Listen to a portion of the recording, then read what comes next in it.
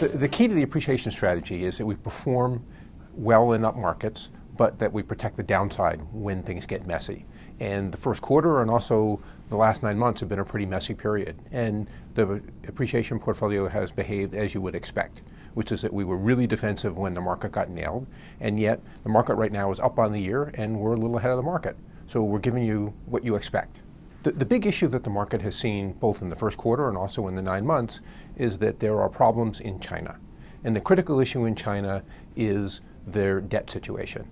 That said, the US and Europe, the economies are good and getting better, especially the United States, and there's not that deep a tie on a financial basis between the United States and China or Europe and China. And so when you put the whole picture together, what you have is a pretty good situation in the United States, an improving situation in Europe, and these messy numbers coming out of China and fear that it could get really bad. And in that type of situation, the appreciation portfolio is perfect because when the market goes down, that's when we cover your back.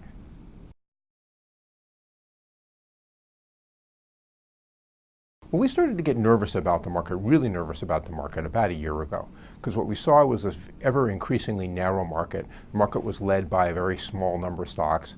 Last year, for example, if you take the top 10 stocks in the market, they were up 17%.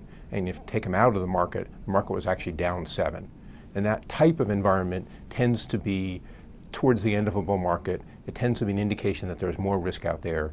And so as a response to that, we went and we looked at our portfolio. We identified the names that we thought were the riskiest. Often those are the smallest names in the portfolio, and we just sold them. We kind of cut out our lowest conviction names.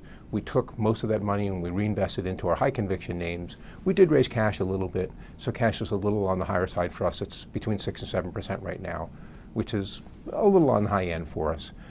So all in all, we have kind of a button-down portfolio that's set up for a rockier period of time in the market.